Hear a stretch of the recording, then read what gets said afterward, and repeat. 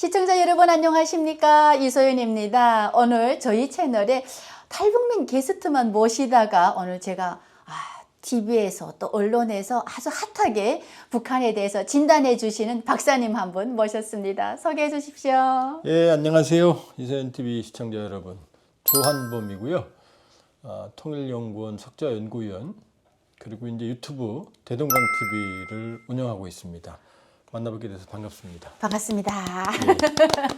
탈북민이 하시는 채널에는 처음으로 나왔네요. 아마 처음이자 마지막이 될.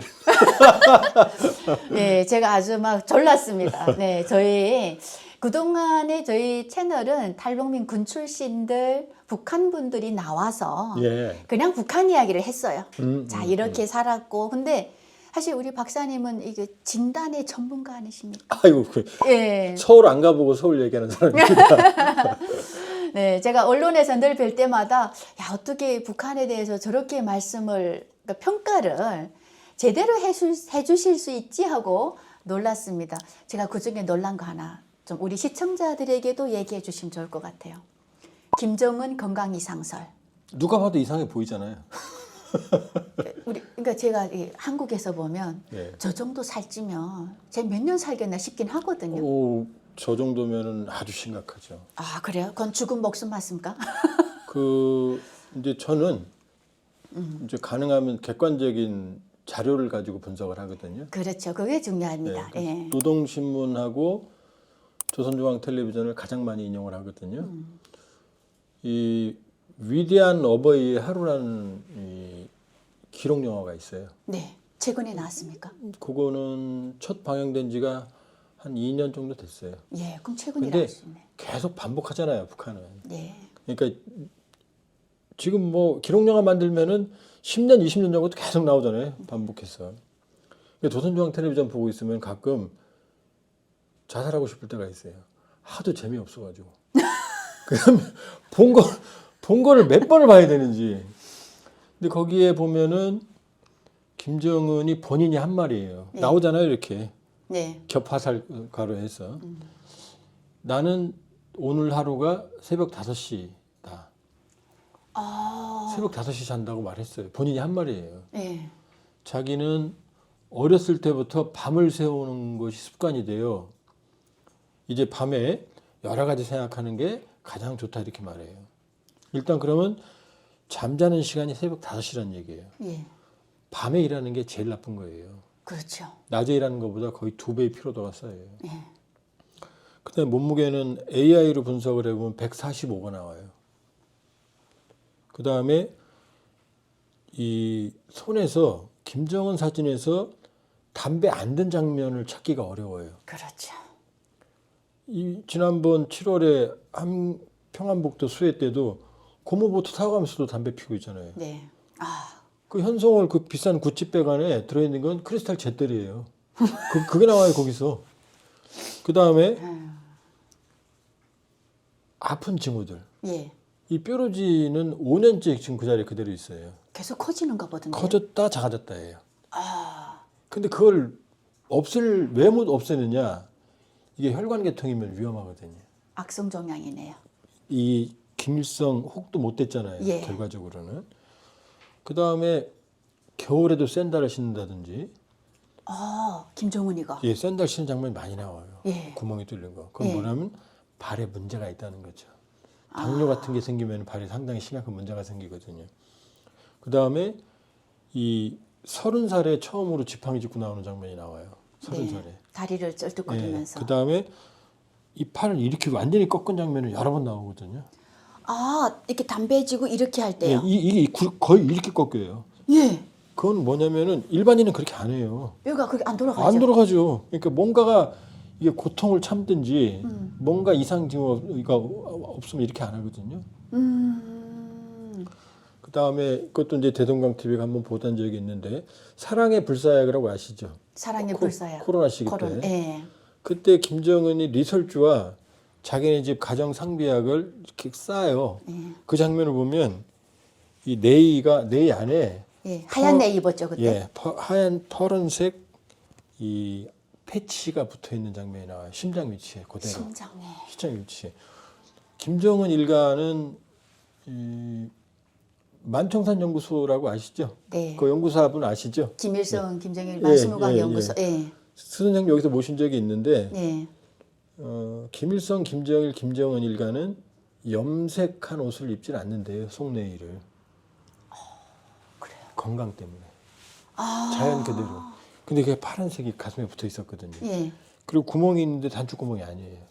무슨 링어 구멍 같은 거였거든요. 모든 징후, 유치원에서도 담배 피워, A원 육아원이라고 그러죠. 초등학교에서도 담배 피워. 버스 타면서 수해 현장에서 피워. 심지어는 미사일 그 연료 그 위험한 연료 옆에서도 담배 피거든요. 그건 제가 볼 때 저도 하루에 젊을 때 담배 두 갑 폈거든요. 그거는 상시적으로 담배를 핀다는 얘기예요. 그리고 새벽 5시까지 뭐 하겠어요? 일하거든요. 쓸데없는 일들, 남들 안 하는 일들. 뭐 학교 이름 뭐라고 줘라. 민들레 학습장, 민들레 애들 학습장 주는데 민들레 홀씨는 멀리 퍼져라 학습장. 책가방 이름은 소나무 책가방 튼튼해져라. 야 화장품 이름 그게 뭐야? 은하수 화장품이야. 다 알죠? 예. 그거 김정은이 짓는 거예요. 그다음에 새벽마다 전화해서 이 사람 저 사람한테 지시하고 그럼 또 기록영화 이렇게 나와요. 밤새워 일하신다. 인민을 위하여. 모든 게 어떻게 돼요? 비정상. 스트레스. 예. 백두산 설계연구소라는 데가 있거든요. 예. 그 소장이 얼마 전에 뭐 건설의 대본연기 뭐 이런 게 나오고 기록영화에 김정은이 백두산 설계연구소 설계 형성한 설계도죠. 수천 건을 보아주셨다 이렇게 나오거든요. 일일이 그거 보고 있는 거예요 지금. 야 이거 문 이거 안 돼. 이거 문 이렇게 고쳐. 이렇게 색깔이 이게 뭐야? 그럼 수천 번을 거치고. 그럼요. 그럼 이게 다 스트레스잖아요. 네. 그러면 통치 스트레스. 종합해 보세요. 오래 산다는 게 기적이죠. 야, 근데 제가 북한에서 김일성, 김정일 다 봤단 말이에요. 예. 근데 그 뛰어넘는 몸무게 증가예요. 김일성도 많아야 날씬하진 않았어요. 100kg 정도 했을 거예요. 예. 예. 근데 몇 년 안 되지 않았습니까? 김정은은 처음에 등장할 땐 조금 날씬했어요. 처음에는 날씬했어요. 날씬했다기보다는 그때 90kg대. 건장할 정도, 90 정도, 8, 예. 90kg 정도. 그러더니 이제 찌기 시작하는 거죠. 10년 안 됐는데. 10년 좀 넘었죠. 2011년 12월 17일 날 김정일이 죽었으니까 예. 이제 벌써 꽤 돼요. 아, 이제 이제는 13년 되네요. 예, 13년 돼가는 거죠. 아, 거의 1년에 10kg 이상씩. 그러니까 거기다가 또 하나는 이제 그 만청산 연구소. 예. 만청산이 김일성, 김정일, 만수무강, 김일성, 김정일, 만년청년 그 약자가 만청산 연구소래요. 네. 근데 그 양반들이 하는 얘기가 뭐 별짓 다 한대요. 예를 들면 뭐 이 인삼을 닭에게 먹여서 인삼이 독하니까 독성이 좀 있으니까 몸에도 좋지만 독성이 좀 있는 사람 안 받는 사람들이 있거든요. 네. 그 닭이 낳은 달걀을 준다든지 뭐 해초를 먹여서 뭐 이런 식으로 하여튼 김일성, 김정일 수명을 연장하려고 하여튼 별짓을 다 한대요. 그런데 중요한 건 그렇게 해서 이렇게 하십시오라고 올리면 그대로 따라서 안 한대요. 근데 그걸 안 한다고 김정은이한테 누가 함부로 말할 사람도 없잖아요. 없죠. 그렇잖아요. 그 북한에 계셨을 때 네. 남편 담배 피셨죠? 네. 담배 피지 말라고 그러면 말 들어요? 아니요. 안 듣죠? 담배 피지 마도 못하죠. 아, 그렇죠. 네. 죄송합니다. 북한 문화. 여기서 남편 담배 또 부인 담배 피면 담배 피지 마. 그럼 몸에 나쁜 거 알면서도 못 끊거든요. 네. 그런 거 똑같은 거예요. 그러니까 김정은이라고 왜 얘기를 안 해주겠어요? 이게 좋은 게 이거 좋은 이렇게 하셔야 됩니다. 이렇게 말할 거 아니에요. 근데 이설주가 말할까요? 말하죠. 이설주도. 그 기억나세요? 그 남북 정상회담 때 예. 2018년에 네. 그때 담배 얘기가 나왔어요. 그때는 이설주가 아유 고맙다고 이렇게 말해주셔서 그 일화가 있어요. 그래서 저는 제 생각에는 이설주도 감히 김정은이한테는 담배 피지 말을 못하지 않을까. 이설주는 하는 것 같아요. 자기 말 안 듣는다고 그랬거든요. 그래요. 그 자리에서. 어머. 그러면 제가 보기에 김정은이 리설주한테는 애틋한 것 같아요. 그래요. 왜냐? 김주애를 데리고 나오잖아요. 후계자로. 네. 그러면 김정일만 해도 부인이 김영숙, 홍일천, 고용희, 성혜림, 성혜림, 마지막 김호. 예. 다섯이잖아요. 예. 여기 누가 있어요? 김정은이 죽인 성혜림 아들 예. 김정남, 김정남. 자기 형 김정철. 예. 얘가 김정은이 세 번째잖아요. 그렇죠. 그럼 김정은이 정말로 이 봉건적이고 그 다음에 자기 아버지처럼 산다면 아들을 낳아도 여러 명 낳겠죠. 그렇겠죠. 근데 근데 김주애를 데리고 나오잖아요. 그러면 아마 김정은은 여기서 막 기쁨 줘 어쩌고 막 이러잖아요. 아닌 것 같아요. 이게 개인적인 판단이에요. 그래도 그러니까 저기 리설주를 처음에 데리고 나왔잖아요. 이렇게. 아유, 아주 친근한 표현 다 했죠. 그럼요. 그리고 그런 상황에서 아마 엄마 영향이 컸던 것 같아요. 왜냐하면 고영이가 원산댁이라고 그래서 김일성한테 구박받고 며느리 취급도 못 받았고 김정은이 그렇게 할아버지를 따라하지만 할아버지랑 찍은 사진 한 장도 없잖아요. 맞습니다. 그게 김정은이 실수예요. 그 사진을 위조했어야 되거든요. 초기부터. 그 위조할 수 있잖아요. 할 수 있죠. 그럼요. 위조했네 그래도 증거가 없으니까. 그 정도로 원산에서 처박혀서 그러니까는 CF에 제일교포 천대받는 그다음에 그렇죠.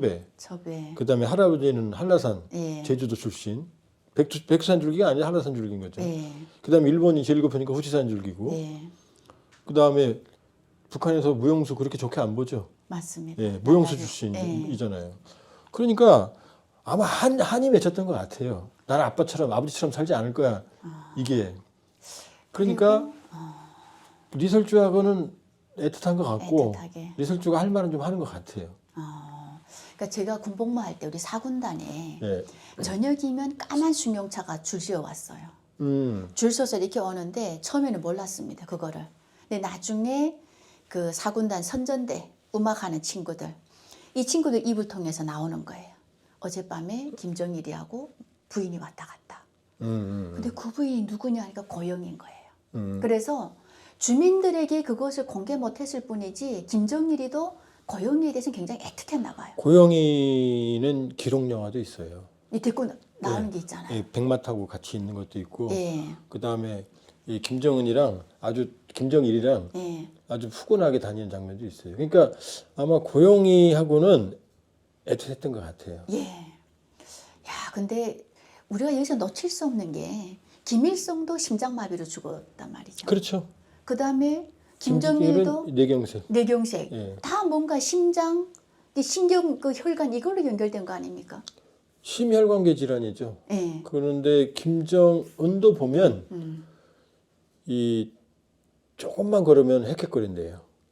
그 남북 정상회담 할 때 그 얘기를 들어보면은 쌕쌕거린대요. 조금만 걸으면 안 그럴 리가 없잖아요. 그 정도 상황에서 담배를 또 그렇게 위에 물고 사는데 연설할 때 보면 처음에 등장할 때는 안 그랬는데 지금 오래 못 하잖아요. 색색거리잖아요. 하더만요. 예. 그러니까 김정은은 한번 이제 이렇게 돼요. 1912년생인 김일성이 94년에 죽었으니까 7월에 예. 82세에 죽은 거죠. 예. 그만큼 오래 살았습니다. 오래 사는 거죠. 그 만청산 연구소 같은 데서 그렇게 했으니까 사는 거지. 북한에서 오래 사는 거예요. 굉장히 오래 사는 거예요.